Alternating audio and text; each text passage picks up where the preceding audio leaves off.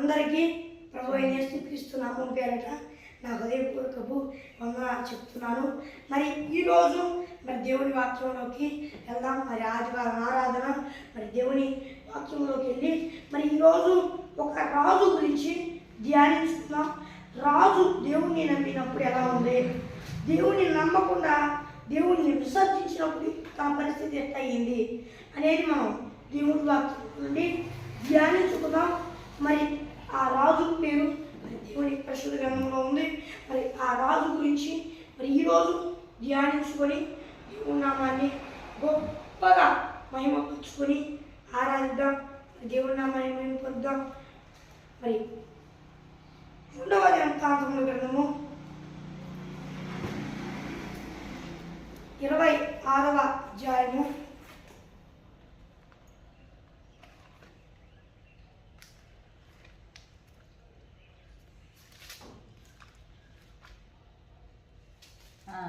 3వ వచనము.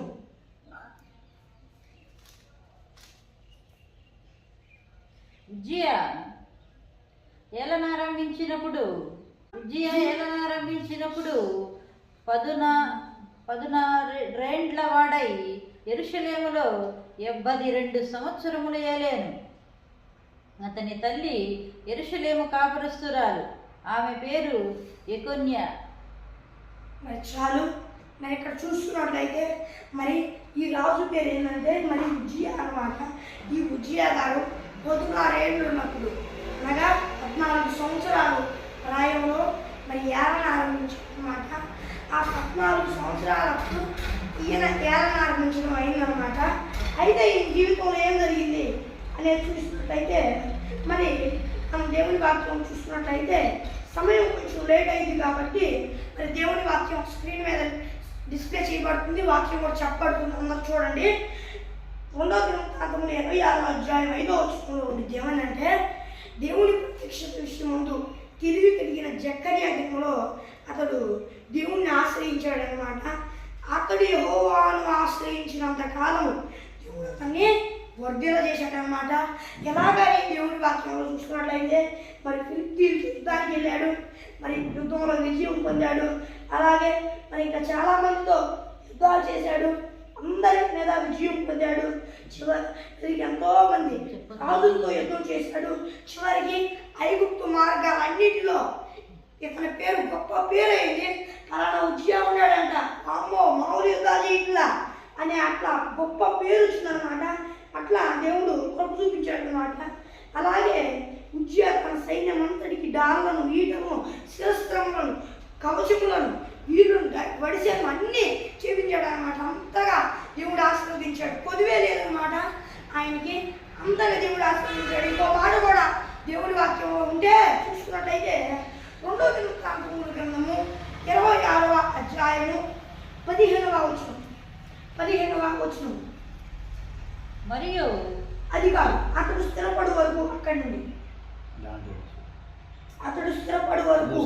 అక్కడే లాస్ట్ 2 లైన్. అతడు స్థిరపడు వరకు అతనికి ఆశ్చర్యకరమైన సహాయము కలిగేను గనుక అతని కీర్తి దూరముగా వ్యాపించెను. ఇక్కడ చూసుకున్నట్లయితే అప్పటిదాకా ఐగుప్తు మార్గం ఇంకా దూరానికి వ్యాపించింది అనమాట. ఎందువలన దేవుని యందు ఆ ఉజ్జియా గారు భయభక్తులు కలిగి ఉండటం వల్ల. ఇంకోటి తెలుసా, అతనికి ఆశ్చర్యకరమైన సహాయం కలిగిందంట. దీని ద్వారా దేవుడు చేసిన అద్భుతం వల్ల. ఎందుకంటే ఆయన దేవుని యందు భయభక్తులు కలిగి ఉన్నాడు. ఇక్కడ కూడా మనం చూస్తున్నట్లయితే ప్రియమైన దేవుని బిడ్డలారా, మనం కూడా దేవుని యందు భయభక్తులు కలిగి ఉన్నాం అనుకోండి, ఉజ్జియా ఎలా అభివృద్ధి చెందాడో అలా అభివృద్ధి చెందుతాం. ఎలా ఆయనకి ఆశ్చర్యకరమైన సహాయం కలిగిందో అలాగా మనం కూడా ఆశ్చర్యకరమైన సహాయం పొందుకొని గొప్పగా ఎదుగుతాం. అయితే అతడు స్థిరపడిన తరువాత అతడు మనసునంట గర్వించి చెడిపోయాడట. అయితే మనం కూడా ఒక స్థాయికి అట్లా వచ్చినప్పుడు గడివించి చెడిపోకూడదు అన్నమాట. ఉజ్జియా అలా చెడిపోయినప్పుడు ఏం జరిగింది అనేది చూసినట్లయితే అతడు ధూపం వేయటం మీద ధూపం వేయటై యెహోవా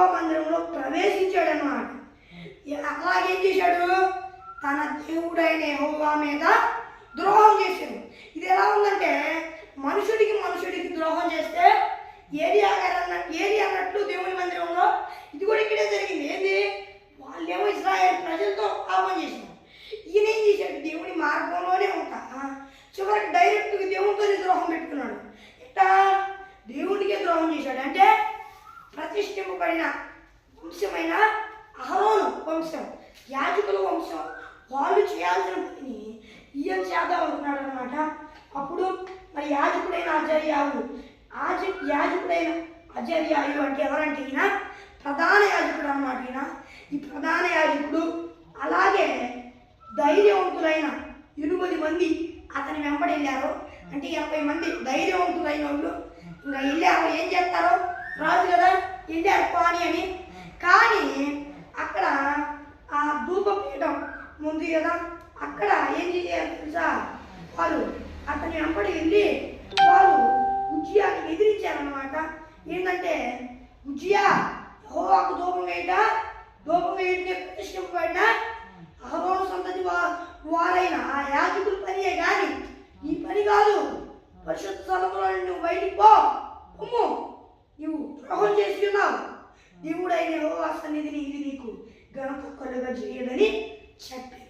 అప్పుడు చెప్పాడు అనమాట యాజకుడు, పాపం చెప్పారు. కానీ ఉజ్జియా ఏం చేశాడంటే యాజకుడు మాట వినాలా, మా పని నువ్వు ఎందుకు చేస్తున్నావు అంటే ఉజ్జియా ఎలా ఎందుకో తెలుసా, హృదయ గర్భం. మరి మనం కూడా మన జీవితాల్లో హృదయ గర్భం అనేది పెట్టుకోకూడదు అనమాట. అది తీసేయి ప్రభు అని ఎప్పుడు దేవుణ్ణి వేడుకోవాలన్నమాట. అప్పుడు ఏం జరిగింది అనే దేవుని వాక్యంలో చూసుకున్నట్లయితే ఆయన అప్పటిదాకా ఆశ్చర్యకరంగా అభివృద్ధి చెందాడు. కానీ తను చెడిపోయేటప్పటికి దేవుని మందిరంలో దేవునికే ద్రోహం చేసేటప్పటికి దేవుడు ఒప్పుకోలేదు అనమాట. సరే అప్పటికైనా సైలెంట్గా సర్లే అవునులే ఇప్పటికైనా మీరు చేయండి అని అంటే బాగుండేదేమో. ఏం చేసాడు తెలుసా ఉజ్జియా, 2వ దినవృత్తాంతములను 26వ అధ్యాయము 19వ వచనం చదవండి. 19. ఉజ్జియా ధూపం వేయుటకు ధూపార్తిని చేత పట్టుకొని రౌద్రుడై యాజకుల మీద కోపము చూపాను. యెహోవా మందిరములో ధూపపీఠం పక్క నదట ఉండగా యాజకులు చూచుచూనే ఉన్నప్పుడు అతని నొసుట కుష్ఠిరోగం పుట్టెను. కుష్ఠం మరి ఇక్కడ చూసుకున్నట్లయితే అతని నోట అంట కుష్ఠం పుట్టిందంట. ఎందుకంటే అతను చూపించిన రౌద్రం కోపానికి దేవుడు ఒప్పుకోరా, దేవుడికి ద్రోహం చేసిందే కాక తన సేవకుల మీద కోపం చూపించి రౌద్రుడు అనమాట. ఎందుకంటే అది అక్కడ ఉజ్జియా చేసింది తప్పు అనమాట. దాన్ని బట్టి ఏం జరిగిందంటే అతని నొసట కుష్ఠరోగం పుట్టి ప్రధాన యాజకుడైన అప్పుడు ఏం చేశారు తెలుసా, ప్రధాన యాజకుడైన యాజకులందరూ అతని వైపు చూసినప్పుడు కుష్ఠరోగం కలవాడయ్యాడు. అప్పుడు వారు తడవ చేయక అక్కడి నుండి అతన్ని బయటికి వెళ్ళగొట్టారనమాట. యెహోవా తన్ను మొత్తేనని ఎరిగి బయటికి వెళ్ళుటకు తను త్వరపడిను. ఇక్కడ చూసారా, తను కూడా ఎరిగాడంట. ఎరగడం అంటే యెహోవా ముట్టాడు అని ఎందుకు ఎరిగాడు తెలుసా, ముట్టాడని. దేవుని ఎంత భయభక్తులు ఉన్నాయి, కానీ చెడిపోవడం వల్ల ఇది జరిగిందనమాట. మనం కూడా అన్నీ తెలుసు, దేవుడు ఏం చేస్తాడో కూడా తెలుసు, కానీ కాతి అభివృద్ధి చెందగానే మనసు ఎందుకు గర్వించి చెడిపోతాం అనమాట. అలా చెడిపోకుండా ఉన్నట్లయితే దేవుడు అద్భుతమైన కృప చూపిస్తాడు. ఏముంది, అంతకంటే ఎక్కువగా అంతకంటే 10 అంతలుగా అయినా ఆశీర్వాదించేవాడు దేవుడు. కానీ ఎందుకు తన ఆశీర్వాదం పొందలేకపోయాడు అంటే తను రౌద్రం గలవాడని ఎంతో కోపం చూపించి దేవుడికి ద్రోహం చూపించాడు. అది ఒకటే కాదు, తను ఏమన్నా తెలియక తీసాడా కాదు, అంతా దేవుడి వాక్యాలు తెలుసు, అన్నీ తెలుసు. ఇంకా అప్పుడు ఏం చేస్తాడు దేవుడు మొత్తినప్పుడు, ఇంకా అక్కడి నుండి బయటికి వెళ్తానికి త్వరపడ్డాడు అనమాట. ప్రధాన యాజకులైన ఆచార్య ఆ యాజకులందరూ అతన్ని బయటికి వెళ్ళగొట్టారనమాట. అలాగే మనం కూడా దేవుని వాక్యంలో చూసుకున్నట్లయితే మనం కూడా దేవుణ్ణి ఆశ్రయించినంత కాలం అభివృద్ధి చెందుతామన్నమాట. ఎప్పుడైతే దేవుణ్ణి ఆశ్రయించుకుని ఉంటామో అప్పుడు మనం కూలబడిపోతాం. కాబట్టి మనం తెలుసుకోవాల్సింది ఏంటంటే మరి ఈ అజర్య కాదు మరి ఉజ్జియా జీవితం విన్నారు కదా. కాబట్టి మనం ఉజ్జియా జీవించడం అనేది నేర్చుకోవాలి. ఏది మొదట తను ఎట్లా జీవించాడో అలా జీవిస్తూ ఉంటే మన జీవితాంతం గొప్ప స్థితికి వెళ్తాం. అయితే రెండవ రకంగా అంటే అందుకే హిజ్కియా చెడిపోయాడు చూడండి. ఆ చెడిపోయినప్పుడు ఇలా జీవించామంటే ఉన్న స్థితి నుండి కూలపడ్డమే తప్ప ఎదగడం ఉండడు. అదే ఉజ్జియా మొదట చేసినట్లు చేస్తే అంతకంతకు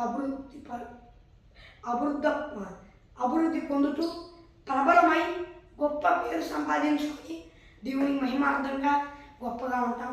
కాబట్టి మనందరం ఏం చేద్దామంటే దేవునికి ఇష్టానుసారంగా ఉజ్జియాలా జీవితాం. దేవుడు మిమ్మల్ని మీ కుటుంబములను ఆశీర్వదించుగాక. దేవుడి మాటలు ఆశీర్వదించుగాక. చిన్న ప్రార్థన చేసుకుందాం. పరలోకమున్న దేవా, నాయన నీ వాక్యం ద్వారా నీ బిడ్డలతో సూటిగా స్పష్టంగా మాట్లాడి ఉన్నందుకు స్తోత్రాలు చెల్లిస్తూ ఉన్నాను. దేవా, నీ బిడ్డలందరూ నీ మాట ప్రకారంగా నీకు ఇష్టానుసారంగా నడిచి నీ మేలును పొందుకొని ఉజ్జియా మొదట ఎలా జీవించాడో అలాగే నీ బిడ్డలందరూ జీవించి ఉజ్జియా కంటే గొప్ప గొప్ప మేలును పొందుకొని గొప్ప ఆశీర్వాదాలు పొందుకొని నీ రాజ్య వారసులవుటకు నీ బిడ్డలందరికీ కృప చూపించి దావీదుల సొలొమోనుల వారు జీవించాలి. అయితే వారు చేసిన పాపాలు చేయకుండా దేవా నీకు ఇష్టానుసారంగా జీవించి వారిలా అభివృద్ధి పొందుటకు వీరికి అందరికీ నీ కృప చూపించమని వేడుకుంటూ యేసయ్య నామం పేరు అడుగుతున్నాను. నా పరలోకమందున నా తండ్రి. ఆమేన్. మరి ఆదివారం ఆరాధన ఇక ముగించబడటం జరుగుతుంది. మరి కొన్ని అనివార్య కారణాల నిమిత్తమై మరి లైవ్ జరగకుండా వీడియో తీయబడింది ఫ్రెండ్స్. మరి వీడియో తీయబడింది కదా, ఇది అప్లోడ్ చేయబడటం జరుగుతుంది కొంచెం లేటుగా. అందరూ చూసి మరి దేవుని ఆశీర్వాదాలు పొందుకోండి. ఇక్కడ నుండి ప్రతి ఆదివారం అయితే మరి ఆదివారం ఆరాధన ఉచితమాట ఎన్ని గంటలకని చూసుకున్నట్లయితే 11:30కి లేదా 11:15కి లైవ్ సెట్ చేయబడుతుంది. 11:20 ఆ టైం కల్లా లైవ్ ఆన్ చేయబడింది.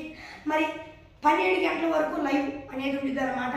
అంటే అప్పటి వరకు పాటలు ఆరాధన అంతా జరిగింది. మరి దేవుని చిత్తం అయితే దాన్ని కూడా తీసుకురావడం జరిగింది. అది 10 గంటలకే స్టార్ట్ అయింది అన్నమాట ఇక్కడ దేవుని మందిరంలో ఆరాధన. అయితే ఇది దేవుని వాక్య సందేశం వచ్చేసరికి 11:20, 11:30 ఆ టైంకి స్టార్ట్ అయింది. దేవుని చిత్తం అయితే పాటలు వాటిని కూడా తీసుకురావడం జరిగింది త్వరలో. ఇప్పుడైతే తీసుకురావడం జరగదు. అయితే మరి ఎవరైనా ఈ పాటలు కూడా ఆరాధించాలి అని అనుకుంటే మరి ఇక్కడ దేవుని మందిరానికి రండి, దేవుడిని ఆరాధిద్దాం. మరి ఈ మందిరం అడ్రస్ మరి వచ్చేసరికి పెద్దగొల్లపాలెం, కర్లపాలెం మండలం, బాపట్ల జిల్లా, ఆంధ్రప్రదేశ్, ఇండియా. కాబట్టి అందరూ వచ్చి ఇండియాలోని ఆంధ్రప్రదేశ్ బాపట్ల జిల్లాలోని కర్లపాలెం మండలంలోని పెద్దగొల్లపాలెం అనే గ్రామంలోని ఈ అద్భుతమైన దేవుని మందిరానికి రండి, దేవుని స్తుతించి ఆరాధిద్దాం. దేవుడు మరి అందరికీ సదాకాలం తోడేయండి నడిపించునుగాక. మరి మన తండ్రి అయిన దేవుని ప్రేమ, మన ప్రభు అయిన యేసుక్రీస్తు కృప, పరిశుద్ధాత్మ అన్యోన్య సహవాసం మనకును సకల పరిశుద్ధులకు సదాకాలం తోడేయండి నడిపించునుగాక. ఆమేన్. Praise the lord.